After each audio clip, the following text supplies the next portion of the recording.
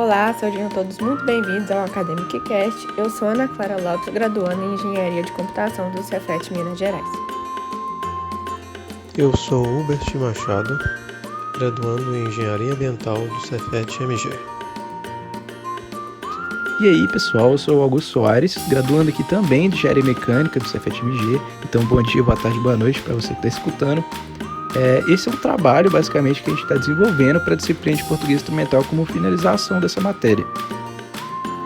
Nesse episódio, vamos explorar os fundamentos da escrita acadêmica, discutir alguns dos gêneros textuais do domínio e refletir sobre como esses conhecimentos podem contribuir para o nosso percurso, tanto como estudantes como acadêmicos em geral. Então vamos lá?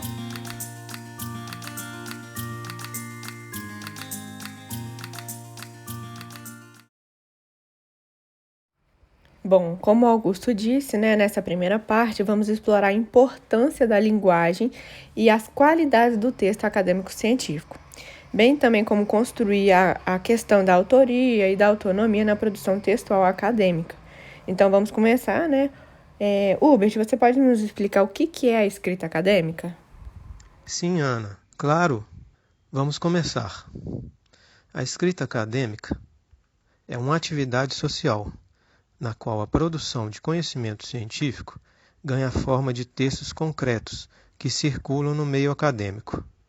Como é curioso observar, a designação de acadêmico não se limita somente ao espaço físico de cursos de graduação e de pós-graduação, mas vai muito além disso e diz respeito às atividades de pesquisa vinculadas a certos lugares, como eventos científicos, laboratórios de estudo, entre outros, como nos orienta Brasileiro em sua obra Como Produzir Textos Acadêmicos e Científicos da editora Contexto, do ano de 2021.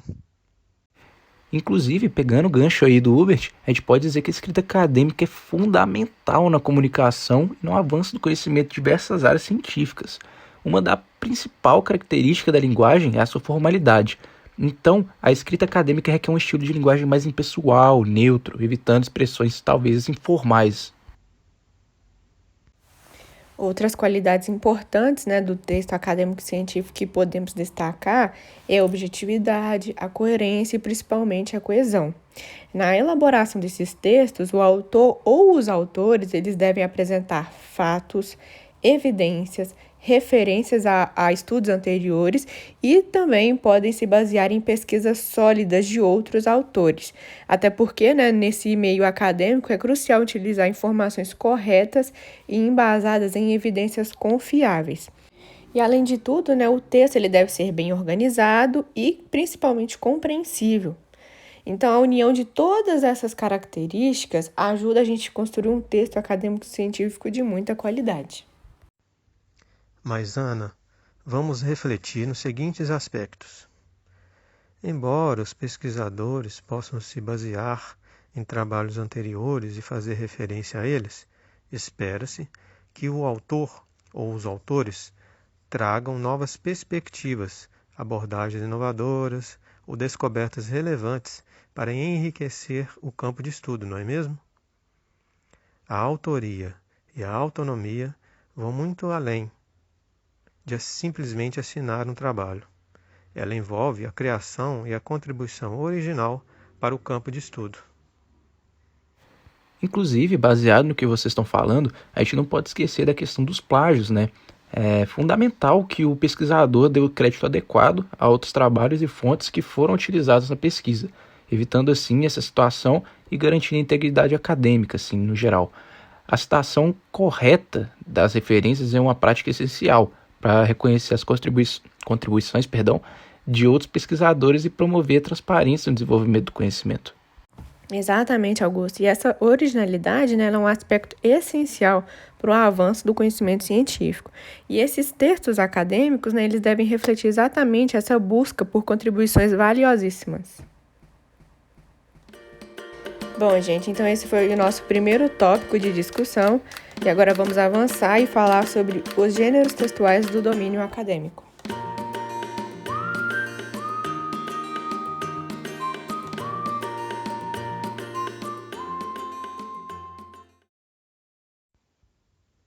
caríssimos e caríssimas ouvintes.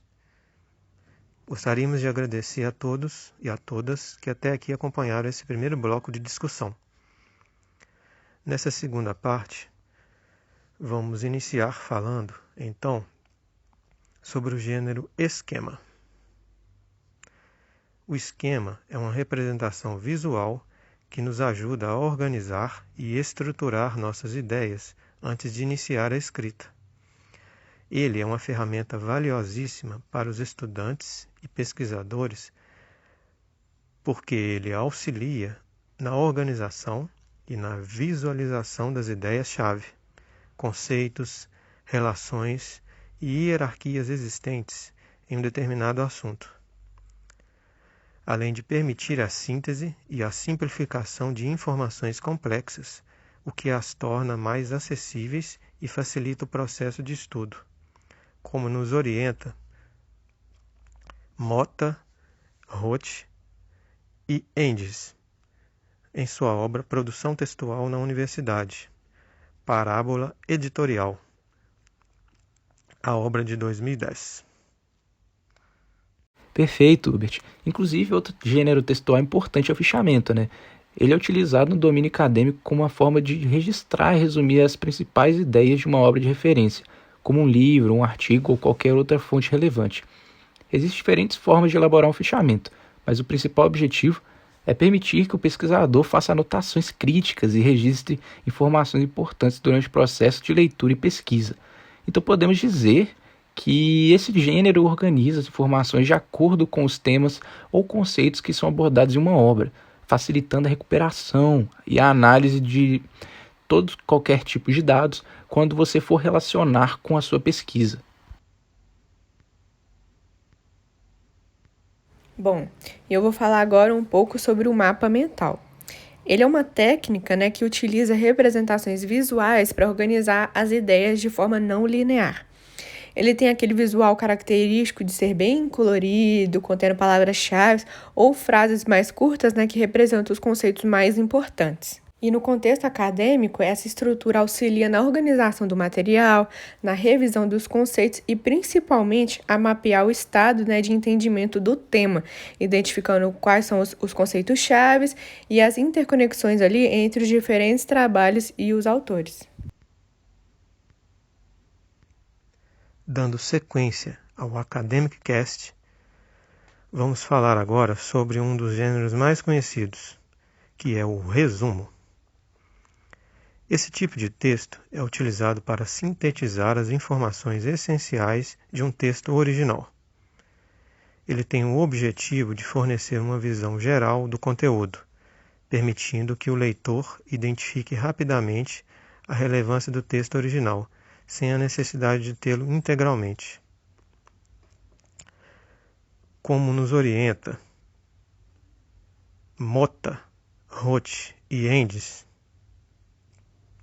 um bom resumo captura os principais pontos, ideias e argumentos de um texto, condensando-os em um formato mais conciso. Além de ser objetivo, você deve evitar a inclusão de opiniões pessoais e de concentrar nos fatos e informações apresentados no texto original. Legal. E quando a gente fala de resumo, a gente não pode nunca esquecer da resenha, né? Sempre vem junto aí a irmãzinha. De toda forma, a resenha é um gênero que envolve uma análise mais crítica de uma obra, né? O objeto principal é apresentar uma avaliação fundamentada e objeto do conteúdo, fornecendo ao leitor uma visão mais geral e uma opinião embasada sobre aquela obra.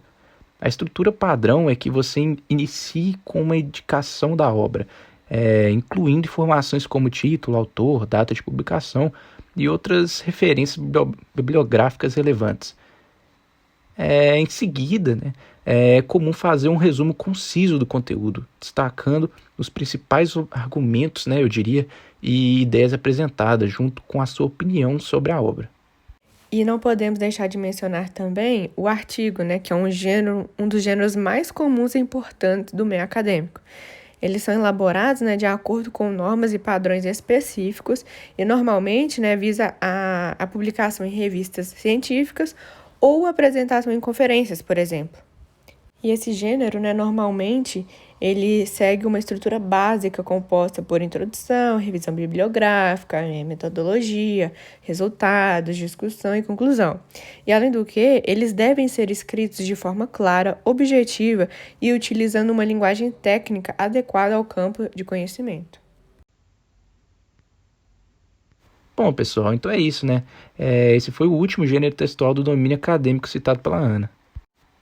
E partindo agora, né, para uma parte mais de finalização da nossa conversa aqui, né, a gente vai falar sobre as percepções que a gente teve sobre a disciplina, o que foi uma novidade, o que não foi, como esse conhecimento pode colaborar para a nossa trajetória acadêmica.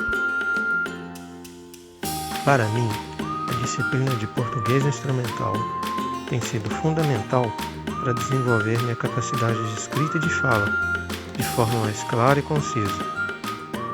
Aprendi também a valorizar a importância da autoria e a construir argumentos sólidos baseados nas evidências. Sim, concordo com você, Hubert. Eu aprendi muito, né, no nosso estudo sobre os diferentes gêneros textuais acadêmicos e principalmente como que eu vou utilizá-los para organizar as minhas ideias e transmitir informações de maneira mais eficaz, né? E isso tem sido crucial para aprimorar minha percepção e produção acadêmica. Para mim, assim, o aprendizado que eu estou adquirindo na disciplina tem sido uma ferramenta valiosíssima, com certeza. A escrita acadêmica é uma habilidade que nos acompanhará durante toda essa trajetória, né, acadêmica e profissional. E com isso a gente vai conseguir carregar muita coisa para o futuro, além de todas as questões de estudo também para a vida. Então, pessoal, é isso. Esperamos que esse episódio tenha sido útil para todos vocês, né, nossos ouvintes, e que tenha contribuído de maneira positiva, né, para aprimorar suas habilidades aí de escrita acadêmica cada vez mais. Agradecemos a todos os ouvintes por ter nos acompanhado até aqui no Academic Cast, a jornada da escrita acadêmica. Especialmente nossa orientadora Patrícia Tanuri, pela oportunidade de desenvolver essa tarefa do trabalho em equipe e desenvolver nossas habilidades. Um grande abraço a todos.